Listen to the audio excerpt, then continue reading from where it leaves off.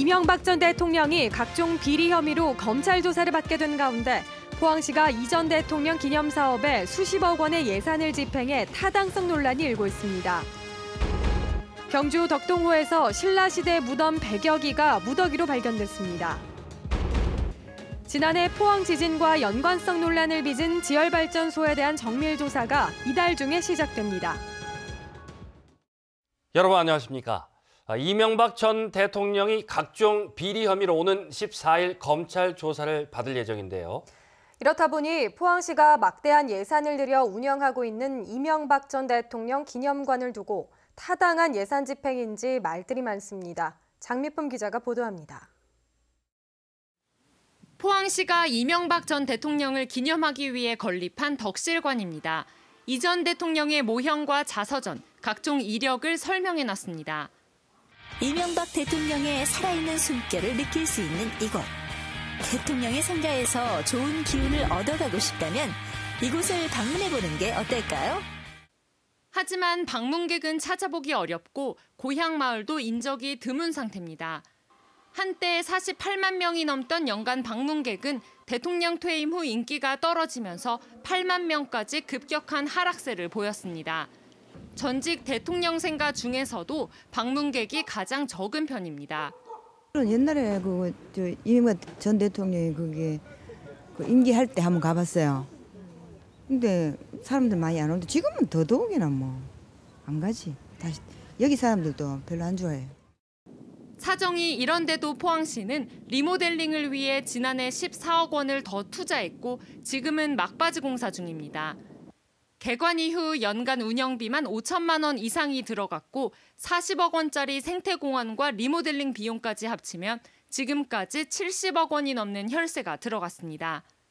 불미스러운 죄, 범죄에 연루돼 있는 전직 대통령을 예우하는 차원으로서 기념관을 운영하는 문제에 과도한 예산이 투입되는 부분은 우리가 좀 더 이 기회에 포항시는 사업 중단은 전혀 고려하지 않고 있다며 관광지 중 하나로 앞으로도 계속 운영하겠다는 입장입니다.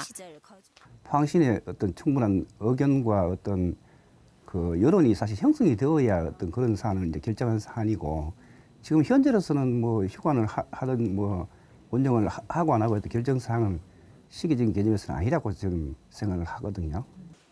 하지만 유례 없는 지진으로 도시 전체가 극심한 후유증을 앓고 있는 포항시에서 비리 혐의 전직 대통령의 기념사업에 수십억의 세금을 사용하는 게 과연 타당한지 의문과 논란이 커지고 있습니다. MBC 뉴스 장미쁨입니다. 경주 덕동호에서 신라시대 무덤 100여 기가 무더기로 발견됐습니다. 날이 감으로 호수 바닥이 드러났기 때문인데 문화재청과 경주시가 유물 수습과 조사에 나섰습니다. 김철승 기자입니다. 겨울 가뭄으로 바닥이 드러난 경주시 덕동호. 호수 안으로 들어가자 여기저기 돌들이 발견됩니다. 가만히 보니 일정한 형태를 갖추고 있고 일부에서는 무덤을 둘러싼 호석도 보입니다. 5, 6세기 신라인들의 돌 덧널 무덤으로 줄잡아 100여 기에 이릅니다. 1500여 년 전의 공동 무덤이 확인된 것은 긴 가뭄으로 식수원인 덕동호의 저수율이 30%대로 떨어지면서부터입니다. 수몰 전 논밭으로 이용되던 땅이 수몰 뒤 물살에 표면 흙이 씻겨 나가자 논밭 아래 무덤들이 드러난 것입니다. 곳에 바닥이 드러났다고 그래가지고 이때다 싶어서 방문하게 되었습니다. 그래서 답사하는 중에 토기를 발견하게 된 겁니다. 원효 대사가 머물던 고선사와 마을이 있던 이곳은 1975년 상수도용 호수가 만들어지면서 물속에 잠겼습니다. 국보인 고선사 3층 석탑은 경주박물관으로 옮겨졌으나 당시 잘 보이지 않던 돌 무덤은 제대로 발굴되지 않았습니다. 문화재청은 이곳에서 항아리 등 토기 수십 점을 수습했습니다.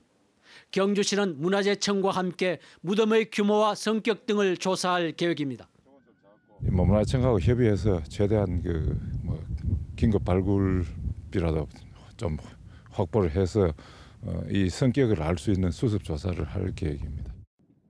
그러나 비가 많이 오는 5, 6월 이후면 이 무덤들이 다시 물에 잠길 수밖에 없어 전체를 대상으로 한 발굴 조사 대신 대표적인 무덤만 표본 조사할 가능성이 높아 보입니다. MBC 뉴스 김철승입니다.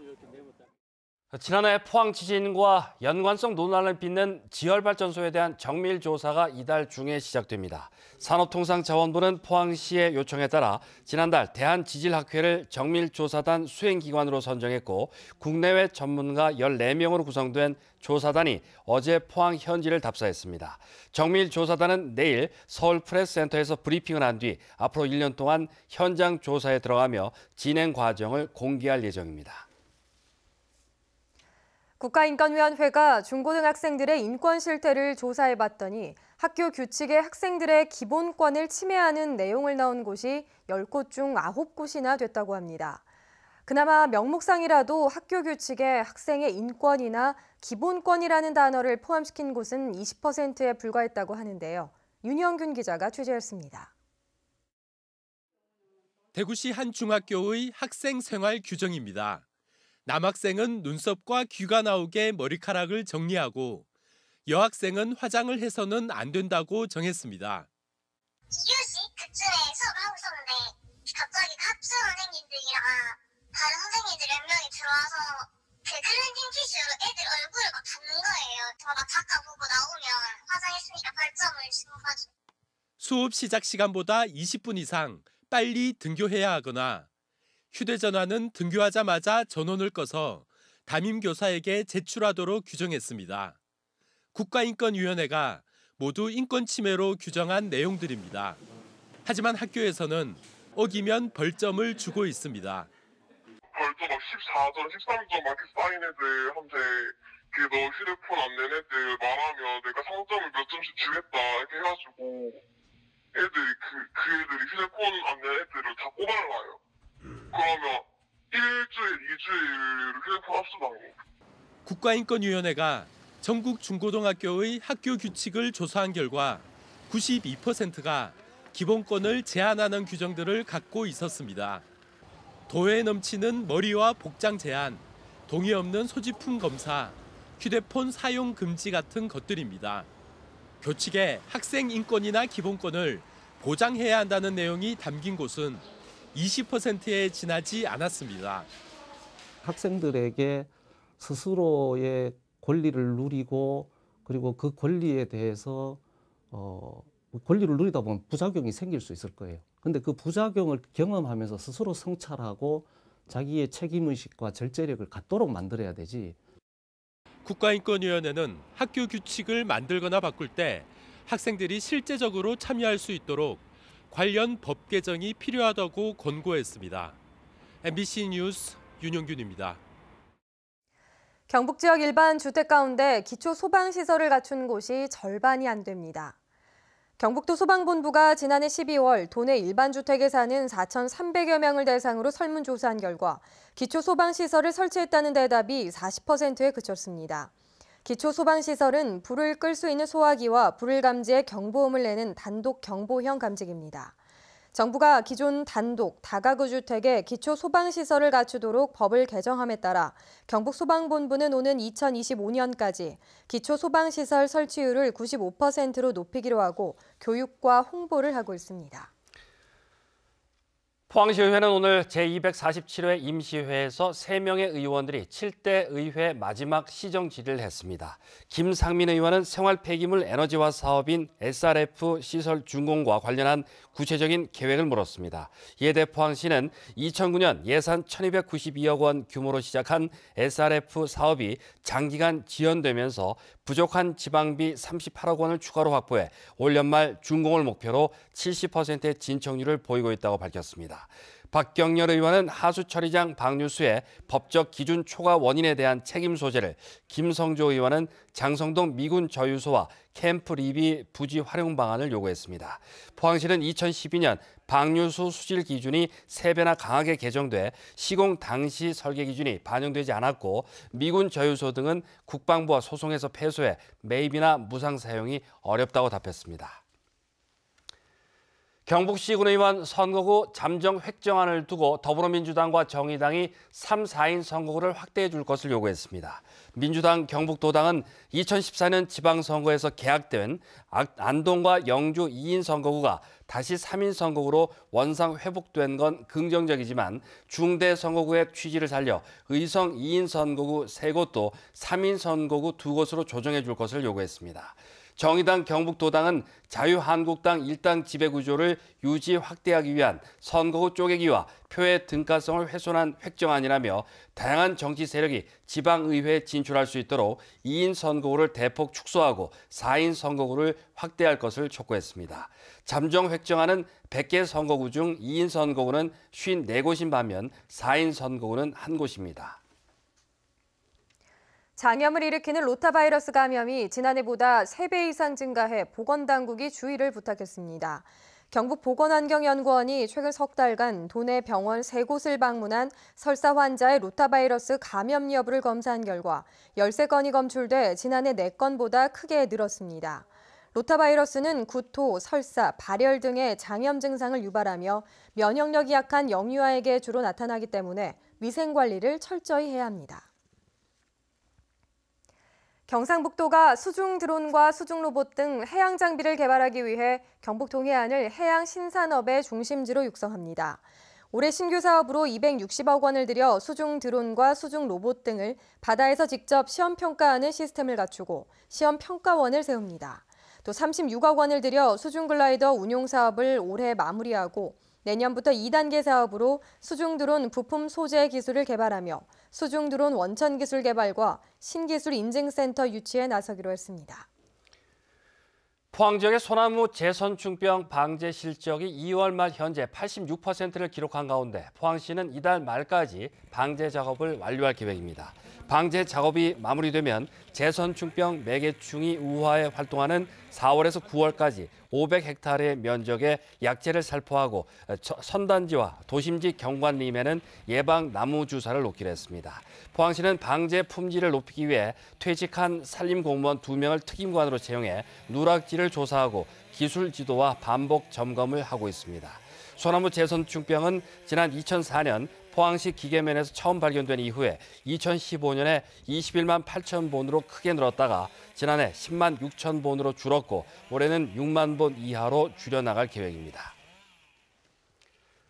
오늘 밤부터 경북 동해안 전 지역에는 봄비가 내리겠습니다. 이 비는 내일 온종일 땅을 적시겠는데요. 비가 한 차례 지난 이후에는 기온이 오르겠습니다. 안수진 기상캐스터입니다.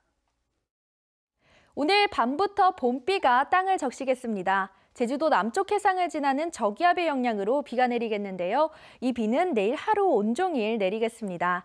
울릉도와 독도 역시 비가 오겠습니다. 경북 동해안 전 지역과 울릉도 독도의 예상 강수량은 10에서 40mm입니다.